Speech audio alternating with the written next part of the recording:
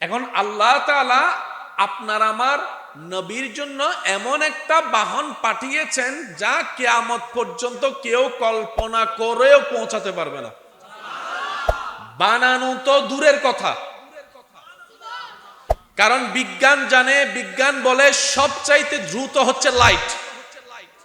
বলেন সবচাইতে দ্রুত কি? শব্দের চাইতে দ্রুত লাইট। শব্দের চাইতে দ্রুত কি?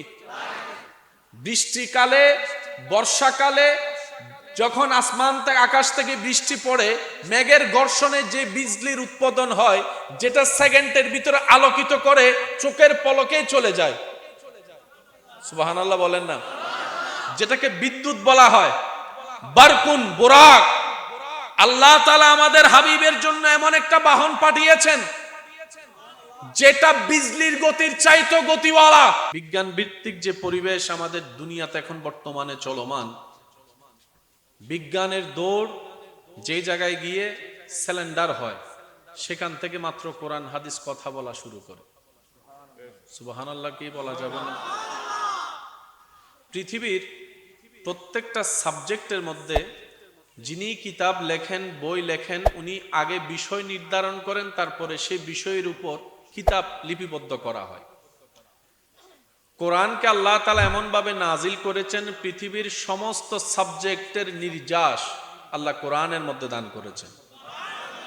আর একটু জোরে বলি, বিজ্ঞানের মেইন বেস হচ্ছে গাণিতিক প্যাটার্ন, যেটা এত কঠিন এবং জ্ঞানের দ্বারা সেটা পৌঁছানো যেখানে অসম্ভব বলা হচ্ছে বর্তমান বিজ্ঞানে, কোরআনুল কারীমের মধ্যে সেই গাণিতিক প্যাটার্নের নিয়ামত আল্লাহ পাক দান করেছেন। সুবহানাল্লাহ। খেদমতে এতটুক নিবেদন রাখতে চাই সবার, আল্লাহ তাআলা আমাদেরকে কোনো কিছুর কমতি দেন নাই। আল ইয়াউমা আকমালতু লাকুম দীনাকুম ওয়া আতমামতু আলাইকুম নিয়ামাতি বলার সাথে সাথে আল্লাহ তাআলা ইসলামের ভিতরে অপূর্ণ কোনো শব্দই রাখে নাই। সব কিছুর নিয়ামত আল্লাহ ইসলামে দান করে দিয়েছেন। চিৎকার দিয়ে বলেন সুবহানাল্লাহ। নেওয়ার মতো নিতে জানি নাই, গবেষণা করার মতো করতে জানি নেই, ব্যর্থতা আমাদের কাঁধের উপরে। কিন্তু আপনি একটু জ্ঞান গর্বমূলক গবেষণা করে দেখলে দেখবেন, এই পৃথিবীতে যত ধরনের জ্ঞানী আছে, যত লাইনের জ্ঞানী আছে, আল্লাহর ওলীদের যে জ্ঞান আল্লাহ দান করেছেন, পৃথিবীর সমস্ত জ্ঞানীরা ওনাদের সামনে জ্ঞানের ক্ষেত্রে মাথা নত করতে বাধ্য হয়। সুবহানাল্লাহ বলা যাবে না? একটু জোরে বলেন না সুবহানাল্লাহ।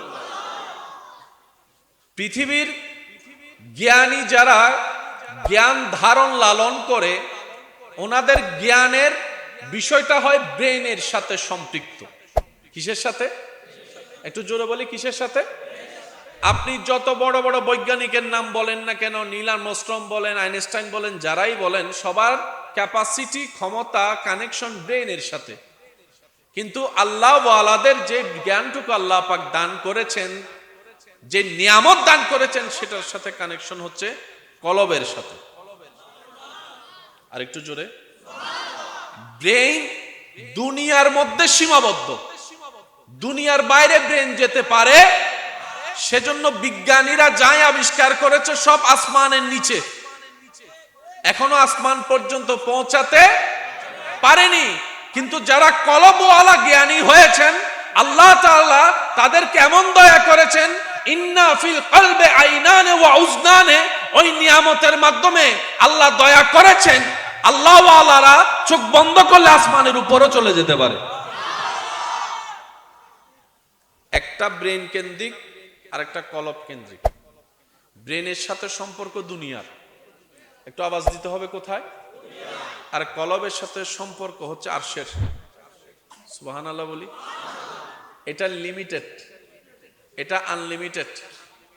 এটা স্মরণে ভুলে যায়, এটা স্মরণে, যুবকরা একটু আওয়াজ দেন না ভাইয়া, এটা স্মরণে ভুলে যাওয়ার অভ্যাস এটাতে আছে, এটাতে ভুলে যাওয়ার অভ্যাস, এটাতে যা সেভ করবেন তাই থাকবে।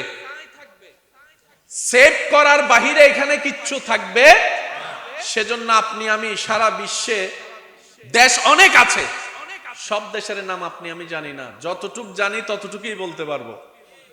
কথা বলেন একটু। সব দেশের নাম তো আমরা জানি, যতটুক জানি ব্রেইনে সেভ আছে ততটুকুই বলতে পারবো। কিন্তু কলব এমন একটা রাষ্ট্র, এমন একটা জায়গা যেখানে কোনো কিছু সেভ না থাকলো, ওয়াইজুল্লাহি ফি কলবে কুল্লু মুমিনিন, যখন মুমিন বান্দা প্রশ্নের সম্মুখীন হয়ে যায়, আল্লাহ ফেরেশতার মাধ্যমে কলবে উত্তর জানায় দেয়। বলেন সুবহান।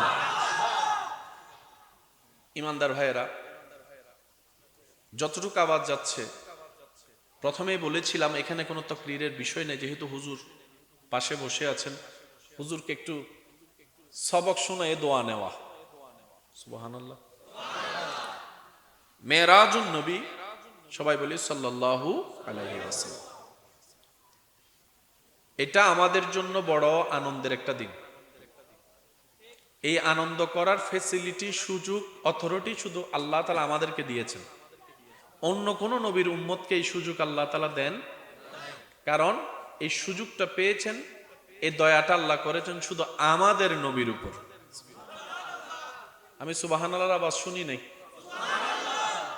শুরু থেকে শেষ সবাই মিলে একবার বলেন তো দেখি সুবহানাল্লাহ। রবের প্রশংসা, রবের জিকির করতে তো কারো কোনো আপত্তি নাই না? একবার মহব্বতের আওয়াজে ফুল ভলিউম একবার বলেন তো সুবহানাল্লাহ। এই সুযোগ আল্লাহ দিয়েছেন শুধুমাত্র আমাদের নবীকে। তো নবী পাওয়ার সুবাদে নবীর উম্মত হিসাবে আনন্দটা আমাদের। যারাই দাবি করবে নবীটা আমার, আনন্দটা তার।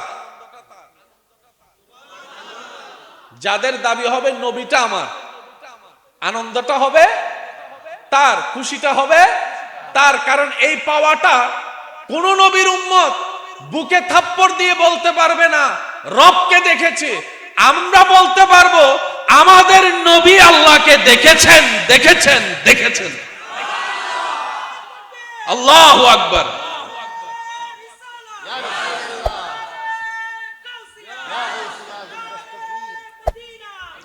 উচ্চ আওয়াজ একবার বলেন মারহাবা। মারে আরজুরে বলেন মারহাবা। বেসিক কয়েকটা কথা বলবো, জাস্ট মনে রাখার চেষ্টা করবেন। মেরাজ এমন একটা নিয়ামত, সব সৃষ্টিতে নবী রাসূল সবার টপ লেভেল। সেই নবী রাসূলের ভিতরে যিনি সবার উপরে, তিনি আপনার আমার নবী রাহমাতুল লিল আলামিন। এই মেরাজের চাইতে বড় নিয়ামত আর কিছু হতে পারে? আপনাদের বিবেকে যেটা বলে সেটা একটু বলেন, হতে পারে? তো এই মেরাজটা তো আল্লাহ চাইলে গোপন রাখতে পারতেন। আল্লাহ চাইলে গোপনে গোপনে দেখা দিয়ে দিতে পারতেন। যে দেখা দিচ্ছেন ওনার, আর যে দেখা পাচ্ছেন ওনার ব্যাপার। থার্ড পার্সন আপনার আমার এখানে আর কোনো সাবজেক্টেই থাকতো না। আমি কি বুঝাতে চাচ্ছি কথা?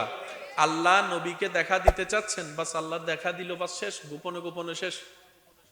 আল্লাহ পাক বলে যে না, এটা প্রকাশ হতে হবে।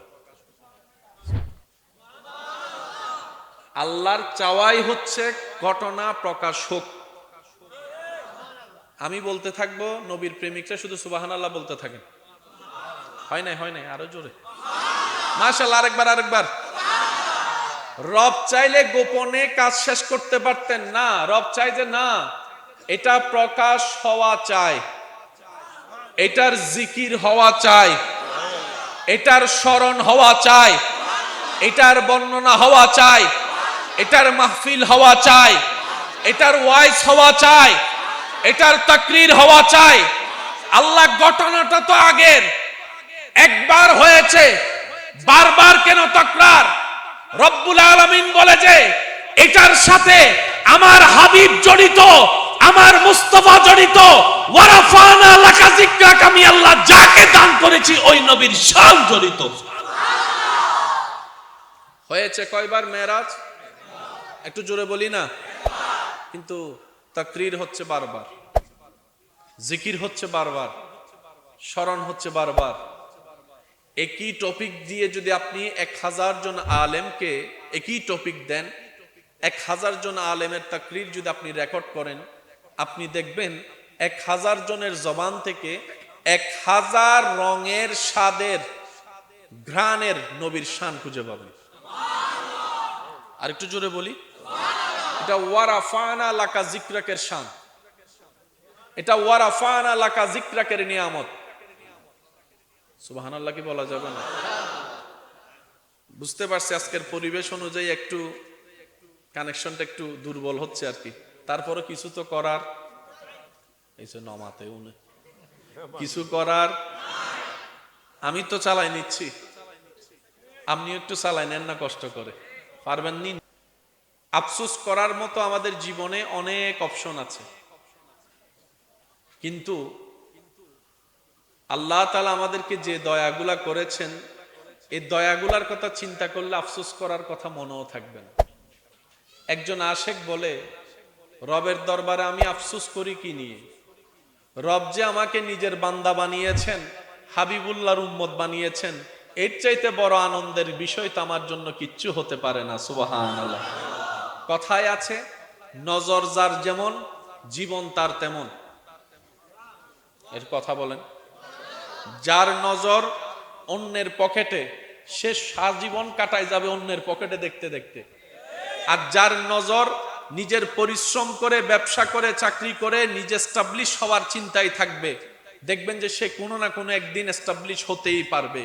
কারণ বান্দা যখন রবের উপর ভরসা করে, আপন জায়গা থেকে সর্বোচ্চ পরিশ্রম করে, রব্বুল আলামিন তাকে সেটাই দান করে যেটা সে চায়। বলেন না সুবহানাল্লাহ।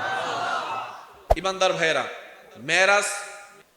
মেরাজ আল্লাহ তাআলা নবীকে উপহার দিয়েছেন, মদিনার জীবনে নয়, মক্কার জীবনে।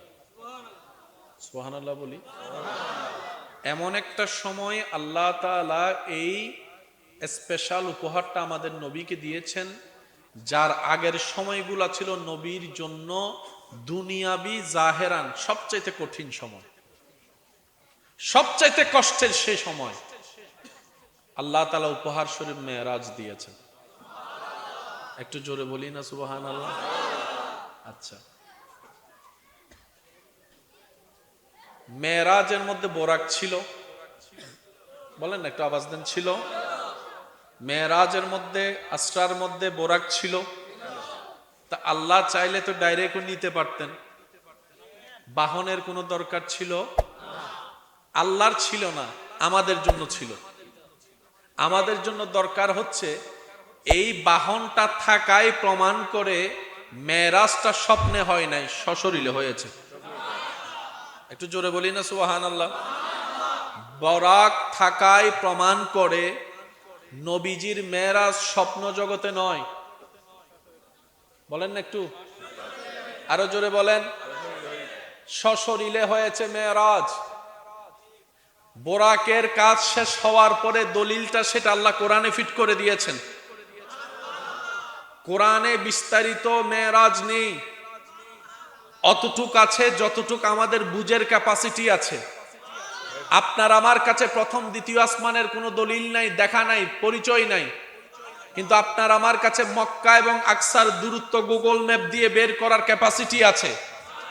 রব বলে যে মেরাজে অনেক জায়গা সফর হয়েছে, সব জায়গার বিস্তারিত আমি বলবো না, আমি রব অতটুকুই বলবো যতটুকুই তোমাদের বুঝার ক্ষমতা। সুবহানাল্লাযী আসরা বিআবদিহি লাইলাম মিনাল মাসজিদিল হারামে ইলাল মাসজিদিল আকসা। কারণ মসজিদে হারামও তোমাদের চেনা, আকসাও তোমরা সেই খবর নিতে পারবা। হে আমার বান্দারা শুনে রাখো, যেখানে আপনার আমার বর্তমান সময়ে 2 থেকে 3 ঘন্টা যাত্রা লাগে যেতে, সেই জায়গায় ওই রাতের মধ্যে আমি আল্লাহ আমার হাবিবকে ভ্রমণ করালাম। তোমরা এতটুক বুঝে রাখো, কে গিয়েছে সেটা দেখার দরকার নাই, সুবহানাল্লাহ বলে আল্লাহ আয়াত শুরু করে বলে কে নিয়ে গিয়েছে সেটা একবার দেখো। যাচ্ছে কে দেখার দরকার নাই, নিচ্ছে কে? একটু জোরে বলেন, আর একটু জোরে বলেন। এবার আল্লাহ চাইলে সেকেন্ডের ভিতর সবকিছু করতে পারে। এই পারাটার বিশ্বাস রাখার নাম ঈমান, পারাটার বিশ্বাস রাখার নাম।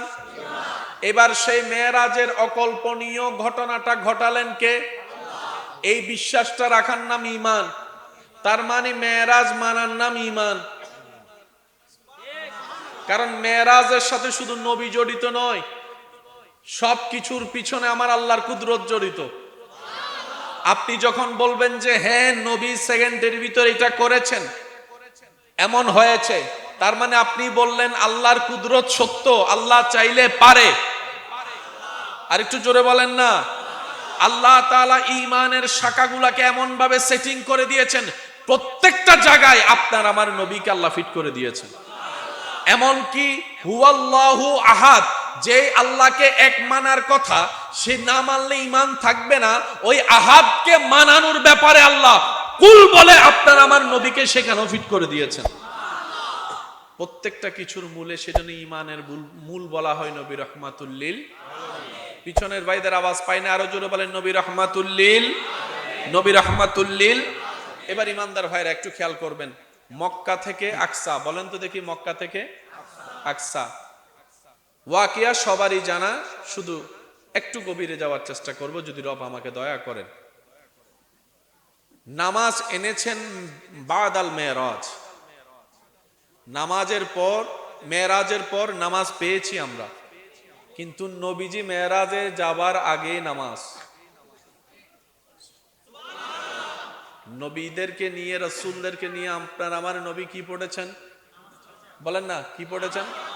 এখনো যান নাই, নামাজ পড়ে ফেলেছেন। আমাদের নামাজ মেরাজের পরে। আরেকটু সহজ করি, উম্মতের নামাজ মেরাজের পরে, উম্মতের নবীর নামাজ মেরাজের আগে। আমরা মেরাজের পরওয়ালা, নবী মেরাজের আগে ওয়ালা। আর একটু জোরে বলেন না। আমরা সিজদা দাতা, নবী সিজদার অনুমতি আননেওয়ালা। সুবহানাল্লাহ, আমি শুনি না, আরো জোরে বলেন। আমরা নামাজ আদায় করে জান্নাত পাওয়ার স্বপ্ন দেখনেওয়ালা, আর আপনার আমার নবী জান্নাত ঘুরে ঘুরে দেখনে আনেওয়ালা। উম্মত উম্মত, নবী নবী। সুবহানাল্লাহ, আমি শুনি না এখনো। উম্মত উম্মত, নবী নবী। আল্লাহ তাআলা আপনার আমার নবীকে মেরাজের দিন সমস্ত কিছু ভ্রমণ করালেন। এবার আমরা সবাই জানি প্রত্যেকটা সৃষ্টি আপন আপন জায়গায় আপন আপন নিয়মে রবের জিকিরে ব্যস্ত, রবের ইবাদতে ব্যস্ত, রবের তাসবিতে ব্যস্ত, রবের তারিফের মধ্যে ব্যস্ত। আসমানের মধ্যে তাকান, আসমানের মধ্যে সপ্তম আসমানে লৌহে মাহফুজের মধ্যে আপনার যে জায়গাটুকু আছে সব জায়গায় ফেরেশতায় ভরপুর, আপন আপন নিয়মে রবের জিকির করছে, সিজদা করছে, রুকু করছে, তাসবিহ করছে। কথা বলেন ঠিক কিনা? বাইতুল মামুরের মধ্যে ফেরেশতারা রবের দেওয়া বিধান মোতাবেক হয়তো বলছে লাব্বাইক আল্লাহুম্মা লাব্বাইক, লাব্বাইক লা শারীকা লাকা লাব্বাইক, ইন্নাল হামদা ওয়ান নি'মাতা লাকা ওয়াল মুলক লা শারীকা লাক। ধরার বুকে কাবায় মানব তাওয়াফ করছে, বাইতুল মামুরে ফেরেশতা তাওয়াফ করছে, কিন্তু যেই দিন মেরাজের ক্ষণ চলে আসলো সেই দিন হয়তো আল্লাহ তাআলা সমস্ত ফেরেশতা জাতিকে ডেকে বললেন, আজকে তোমাদের কোনো স্পেশাল জিকির নাই, আজকে কোনো তাসবিহ নাই, আজকে কোনো রুকু চলবে না, আজকে কোনো সিজদা চলবে না, আজকে কোনো কিয়াম চলবে না, আজকে কোনো আমার জিকির চলবে না। তোমরা সবাই চলে যাও, প্রস্তুতি নিয়ে নাও, আসমান সাজিয়ে ফেলো, জান্নাত নতুন করে সাজাও, সবকিছুকে নতুন ভাবে তৈরি করো। আজকে আমার হাবিব আসছে, আজকে আমার হাবিব আসছে, আজকে আমার মুস্তাফা আসছে, আজকে আমার ইয়াসিন আসছে, আজকে আমার ওয়াদুহা আসছে, আজকে আমার হাবিব আসছে, আজকে আমার নবী আসছে। ও ফেরেশতারা, অন্যদিন জিকিরটা ইবাদত, আজকে আমার নবী মুস্তাফার জিয়ারত করাই তোমাদের জন্য ইবাদত। আল্লাহু আকবার, বলেন না সুবহানাল্লাহ। রব বলে যে ফেরেশতা আজকে কোনো ডিউটি নাই, ডিউটি একটা, আমার হাবিব আসতেছে। আর একটু জোরে জোরে জোরে। তো এই ফেরেশতাদের প্রত্যেকজনের আলাদা কিছু ডিউটি জিকির ছিল কি ছিল না? কিন্তু ওই টাইমটাতে সব জিকির সব ইবাদত ক্যান্সেল, বন্ধ। আজকে শুধু জিয়ারতে মুস্তাফা। হয় নাই হয় নাই হয় নাই। আর একটু জোরে বলেন না সুবহানাল্লাহ। আজকে শুধু আমার হাবিবের জিয়ারত করো। তা আশেক বলে একদিকে অর্থ দেখলে দেখা যায় মেরাজ নবীর হয়েছে, সৃষ্টি জগৎ নবী দেখেছে। আরেকদিকে অর্থ করলে ওই সৃষ্টি জগৎ নবীকে দেখেছে। মেরাজ দুই দিকের হয়েছে। আরেকটু জোরে বলেন না। আমাদের নবীও দেখেছেন, আমাদের নবীকে নিয়ে গেলেন কে? একটু জোরে বলেন। এখানে সায়েন্সের একটা বিষয় আপনারা খেয়াল রাখবেন, দূরত্ব এবং সময় নির্ভর করে বাহনের স্পিডের উপর। এখান থেকে কক্সবাজার যদি পায়ে হেঁটে যাই, ঘন্টা কাটা হবে একরকম, যদি সেটা বাসে যাই একরকম, প্রাইভেট কারে গেলে একরকম, হেলিকপ্টারে গেলে একরকম, বিমানে গেলে আরেক রকম, রকেটে গেলে আরেক রকম। দূরত্ব কিন্তু সেম। সময়ের বর্ধিত এবং কমতি নির্ভর করে বাহনের স্পিডের উপর। একটু জোরে বলি, বাহনের। যুবক ভাইদের আওয়াজ লাগবে, বাহনের। বাহন যত স্পিডে যাবে সময় তত কমবে, সময় তত কমবে। এখান থেকে ঢাকার দূরত্ব বিমানে গেলে 45 মিনিট, হেলিকপ্টারে গেলে 1 ঘন্টা 20 মিনিট 30 মিনিট, পায়ে হেঁটে গেলে 2 সপ্তাহ। বুঝাতে পারছি বিষয়টা? আচ্ছা, বাহন যত স্পিড সময় তত, বলেন না, সময় তত।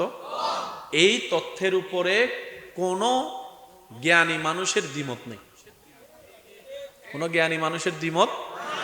এবার মক্কা থেকে আকসার দূরত্ব যতই হোক না কেন, বাহন নির্ভর করে সময়। এখন আল্লাহ তাআলা আপনার আমার নবীর জন্য এমন একটা বাহন পাঠিয়েছেন যা কিয়ামত পর্যন্ত কেউ কল্পনা করেও পৌঁছাতে পারবে না। বানানো তো দূরের কথা, কারণ বিজ্ঞান জানে, বিজ্ঞান বলে সবচাইতে দ্রুত হচ্ছে লাইট। বলেন, সবচাইতে দ্রুত কি? শব্দের চাইতে দ্রুত লাইট। শব্দের চাইতে দ্রুত কি? বৃষ্টিকালে, বর্ষাকালে যখন আসমান থেকে, আকাশ থেকে বৃষ্টি পড়ে, মেঘের ঘর্ষণে যে বিজলির উৎপাদন হয়, যেটা সেকেন্ডের ভিতরে আলোকিত করে চোখের পলকে চলে যায়। সুবহানাল্লাহ বলেন না। যেটাকে বিদ্যুৎ বলা হয়, বারকুন, বুরাক। আল্লাহ তাআলা আমাদের হাবিবের জন্য এমন একটা বাহন পাঠিয়েছেন যেটা বিজলির গতির চাইতে গতিওয়ালা। আমি সুবহানাল্লাহ শুনি নাই, আরো জোরে বলেন। যেটাকে আপনি আমি ছোট্টবেলা থেকে শুনে আসা এক চোখের পথ, এক চোখের, বলেন না, এক চোখের। চোখের পথ কথা সত্য, কিন্তু চোখের মধ্যে তো বেশ কম আছে। কারো চোখে পাওয়ার ভালো, কারো চোখে পাওয়ার কম। বোরাকের চোখের পাওয়ার কদ্দূর আমরা জানি? একটু বুঝে বুঝে বলেন না, জানি।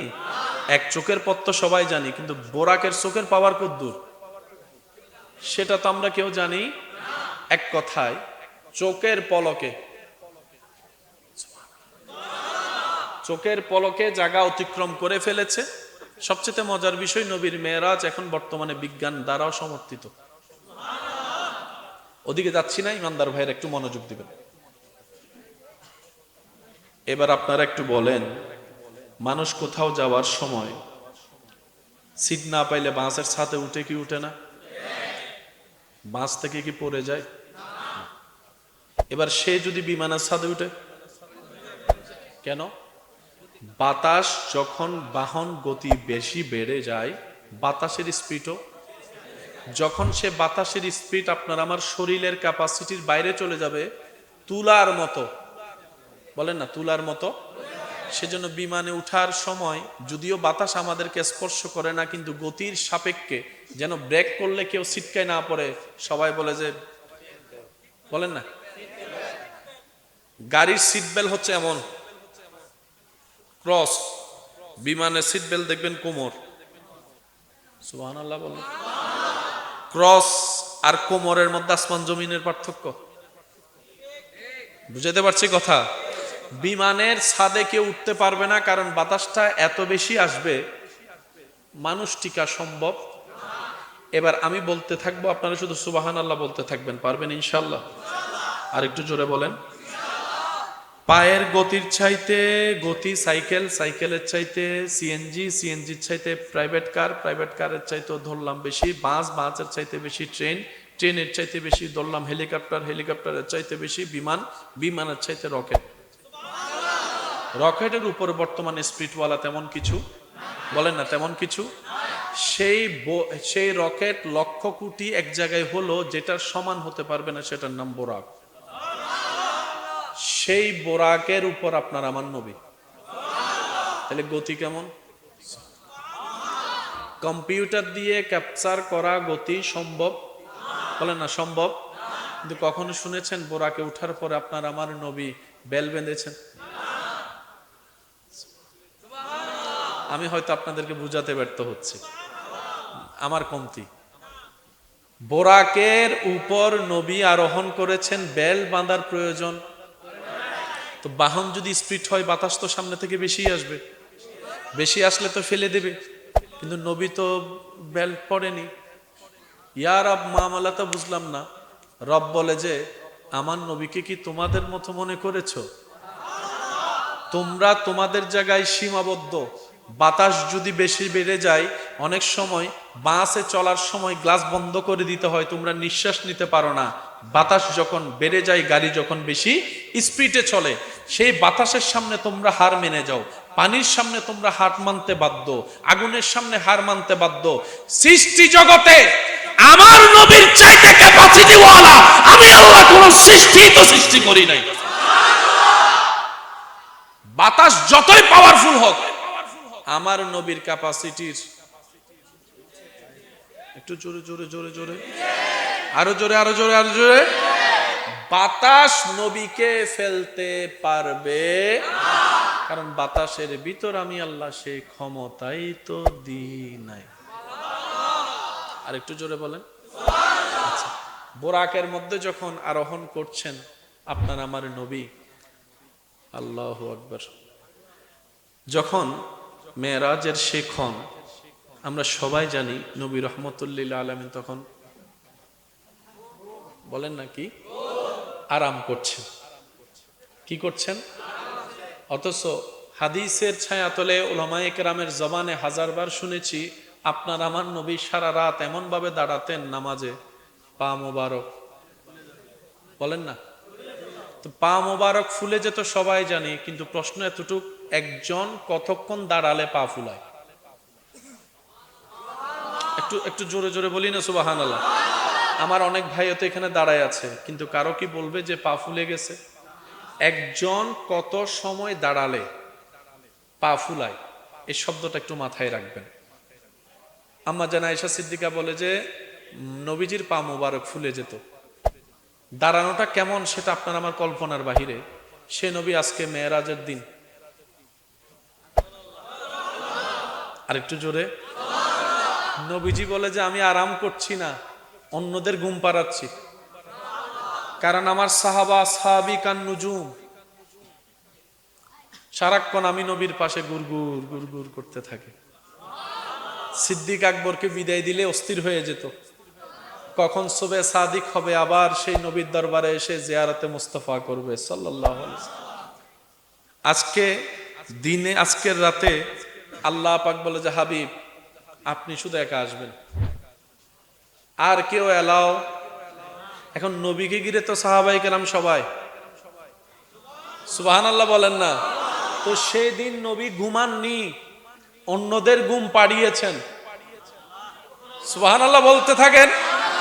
যে আসে আমার নবী কই, ভিতর থেকে আওয়াজ আসে নবী আরাম করছেন। সাহাবা বলে তাহলে ডিস্টার্ব করা যাবে না, নবী আরাম করছেন, আরাম করছেন। নবীর আরামের কথা শুনে তিনিও ঘরে গিয়ে আরাম করতে লাগলেন। উনি আসলেন, শুনে আরাম করতে গেলেন, উনি আসলেন, শুনে আরাম করতে গেলেন। সবাই যখন নবীর আরামের কথা শুনে ডিস্টার্ব না করে আদবের খাতিরে নিজেরা আরাম করতে গিয়েছেন। সুবহানাল্লাহ জোরে বলেন না, আল্লাহু আকবার আল্লাহু আকবার। তো মোহাব্বতের খেলা, মোহাব্বতের নবীজি মেরাজ।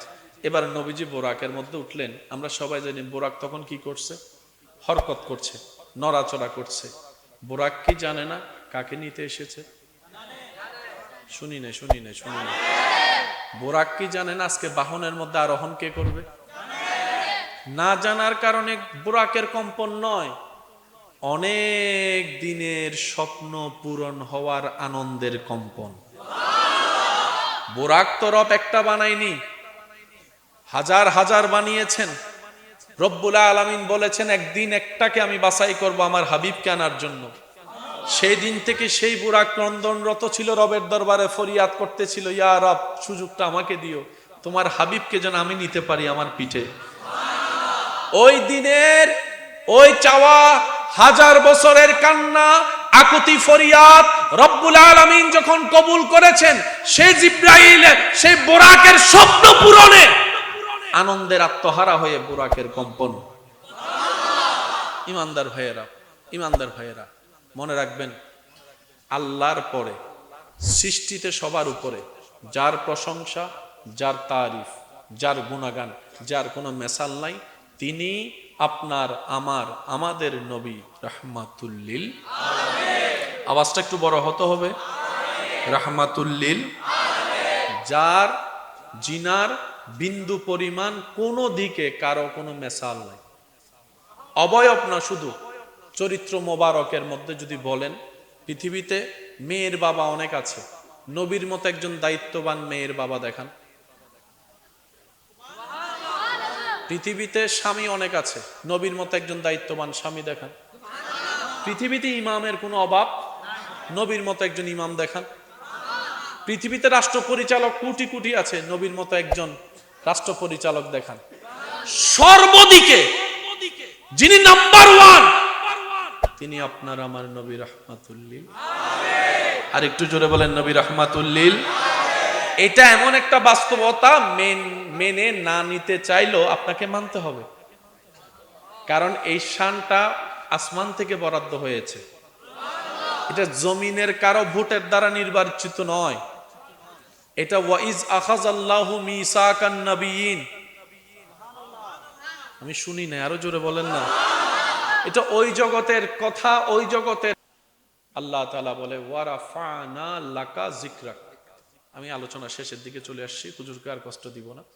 ওয়ারাফানা লাকা যিকরাক। মাদ্রাসার ভাইরা থাকলেন দোয়ার মাধ্যমে একটু স্মরণ রাখবেন। তোমার জন্য, শুধুই তোমার জন্য। দুই কথা কিন্তু এক, একটু বলি, দুই কথা এক। এটা তোমার জন্য, শুধুই তোমার জন্য, অনলি ফর ইউ। তার মানে এটার দাম কদ্দুর। সুবহানাল্লাহ। আল্লাহ হাবিব নবী রাহমাতুল্লিল আলামিন বলে সুবহানাকা। সুবহানাল্লাহ বলতে থাকেন, সুবহানাকা ওয়া বিহামদিকা ওয়া তাবারাকাসমুকা। নবী বলে আল্লাহ সমস্ত প্রশংসা তোমার জন্য, সমস্ত তারিফ তোমার জন্য, সমস্ত গুণগান তোমার জন্য। আমি নবীর সকাল তোমার জন্য। সুবহানাল্লাহ, একটু জোরে বলেন। নবী বলে আল্লাহ আমার দুপুর তোমার জন্য, আমার আসর তোমার জন্য, আমার মাগরিব এশা তোমার জন্য, আমার ঘুমানো যাওয়া তোমার জন্য, আমার ঘুম থেকে উঠা তোমার জন্য, আমার আহলে বায়ত তোমার জন্য, আমার সাহাবায়ে কেরাম তোমার জন্য, আমার আউলিয়ায়ে কেরাম তোমার জন্য, আমার জ্ঞান তোমার জন্য, আমার নামাজ তোমার জন্য, আমার রোজা তোমার জন্য, আমার কোরবানি তোমার জন্য। আল্লাহ আমার দুনিয়াতে থাকাও তোমার জন্য, আমার দুনিয়ার থেকে যাওয়াও তোমার জন্য। নবীর পক্ষ থেকে আল্লাহকে দিয়ে দিলেন সব। বলেন না সব তোমার জন্য, বলেন তোমার জন্য, বলেন সব। আর একটু আদবে যাই, সব আপনার জন্য, বলেন সব। একটু জোরে বলেন সব। এই আওয়াজ আরো বড় লাগবে, সব। নবী বলে আল্লাহ সব আপনার জন্য। সুবহানাকা আপনার জন্য, ওয়া বিহামদিকা আপনার জন্য। আল্লাহ পাক বলে হাবিব আপনি সব আমার জন্য দিলেন, আমারও তো দায়িত্ব আছে আপনার জন্য দেওয়া। এবার আল্লাহ দেওয়া শুরু করলেন, ওয়ামা আরসালনাকা। একটু জোরে বলেন না।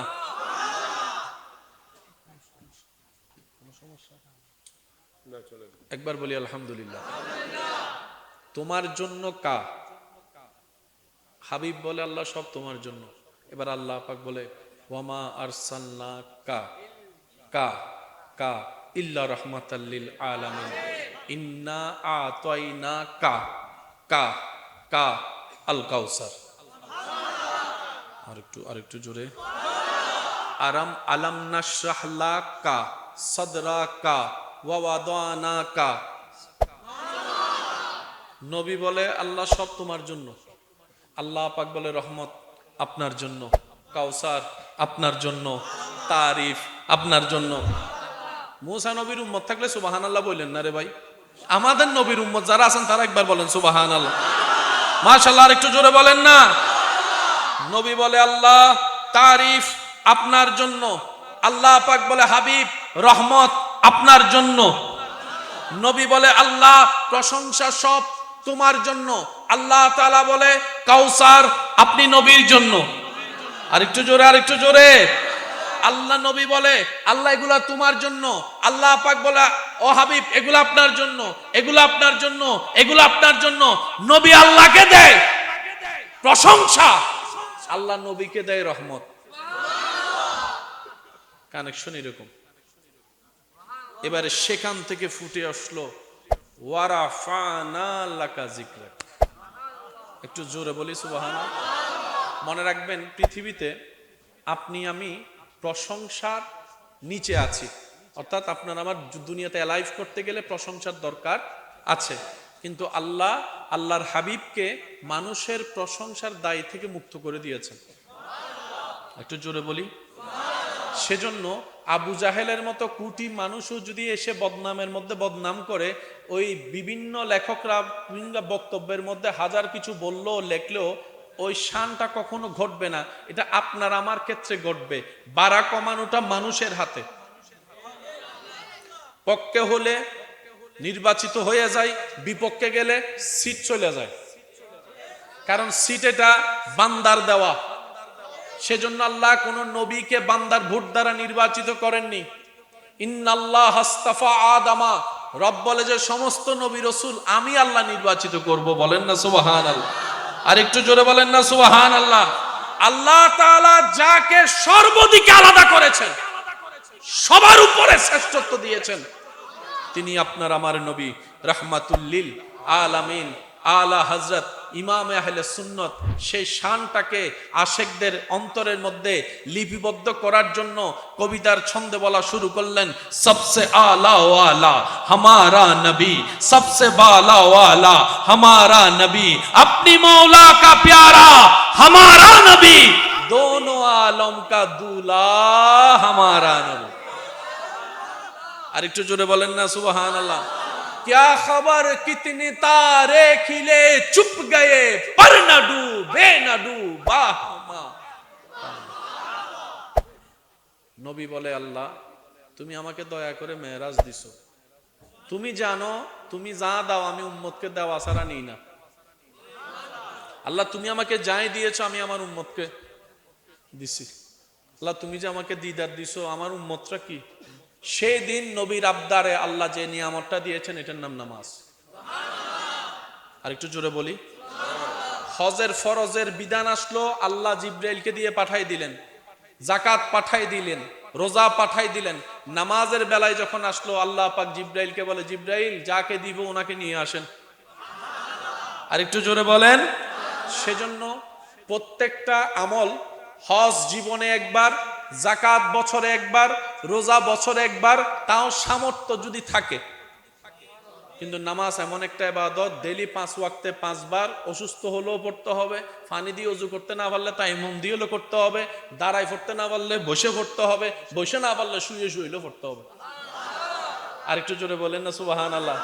সেই নামাজের যে ক্যাটাগরি আছে, দাঁড়ানো, রুকু, সিজদা, বৈঠক, একটু যদি দিলের চোখ দিয়ে আপনি আমি খেয়াল করতে পারি, দেখবেন যে সর্ব জায়গায় আল্লাহর রহমত এমন ভাবে সেটিং করা আছে, আপনি সর্ব জায়গার মধ্যে আজমতে মোস্তফা খুঁজে পাবেন। আর একটু জোরে বলি, নামাজের একটা পজিশন হচ্ছে রুকু। কি? বর্তমান বিজ্ঞান দ্বারাও সেটা প্রমাণিত, যদি কেউ পারফেক্টলি রুকু করে তার শরীরের হাড্ডিগত যত জয়েন্টগত সমস্যা আছে আস্তে আস্তে এগুলো দূর হয়ে যাবে। করোনাকালীন আপনাকে আমাকে উজু করতে বারবার করে নির্দেশ দেওয়া হয়েছে, মুখ দো হাত দো, মুখ দো হাত দো। 1450 বছর ধরে আল্লাহ তাআলা মুসলমানকে এগুলা করাচ্ছে। আর একটু জোরে বলি, হাতের পশম দেখা যায় কিন্তু চেহারার মধ্যেও পশম আছে, সেটা ভালো করে খেয়াল করা ছাড়া দেখা যায়। প্রত্যেকটা মানুষ যখন অজুর সময় বারবার পানি দেয় ওই কোষগুলা পানি পায়। সুবহানাল্লাহ বলি না? তো অজু করলে তো গুনাহ ঝরে যায়, সেটার একটা আলাদা ফায়দা তো অবশ্যই আছে। সেজন্য দেখবেন যাদের সাথে অজুর সম্পর্ক থাকে তাদের চেহারায় কেমন যেন আলাদা একটা নূর, আলাদা একটা মায়া, দেখলেই কেমন যেন একটা শ্রদ্ধা লাগে। তো রব বলে এই অজুটা শুধু তোমার আখেরাতের ফায়দা হবে না, এটার জন্য তোমার দুনিয়াতেও ফায়দা দিয়েছি, আখেরাতের তো আছেই আছে। সুবহান আল্লাহ তাআলা আমাদের সবাইকে নামাজের সাথে বন্ধুত্ব রাখার তৌফিক দান করুন। বড়দের সম্মান, ছোটদেরকে স্নেহ করার তৌফিক দান করুন। আর একটু জোরে বলি আমিন। আল্লাহ তাআলা আমাদের সবাইকে নবীর ওয়াফাদার উম্মত বনে বেঁচে থাকার, দুনিয়ার থেকে ঈমান নিয়ে হাসি মুখে যাওয়ার তৌফিক দান করুন। উস্তাজি আল মুকাররম এখানে উপস্থিত আছেন।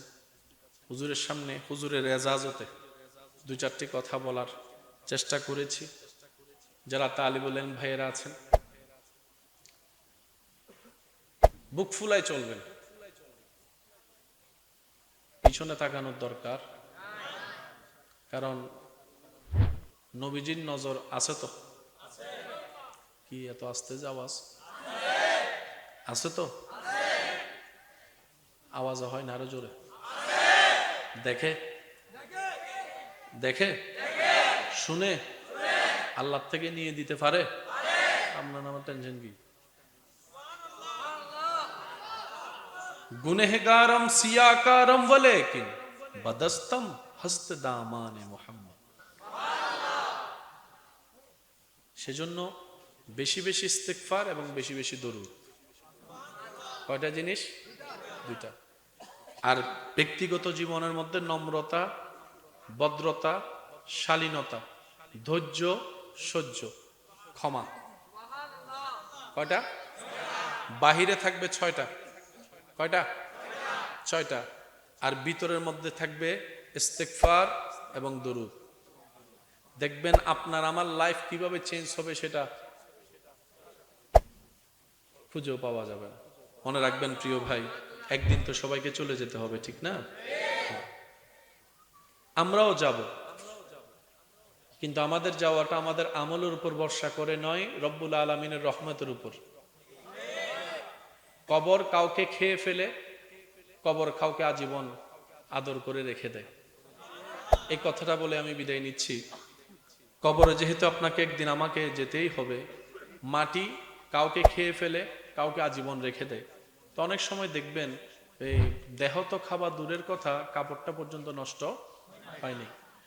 জমি মে লি নেহি হোতি, জমন মে লা নেহি হোতা, মোহাম্মদ কে গুলামো কা কাফন মে লা নেহি হোতা।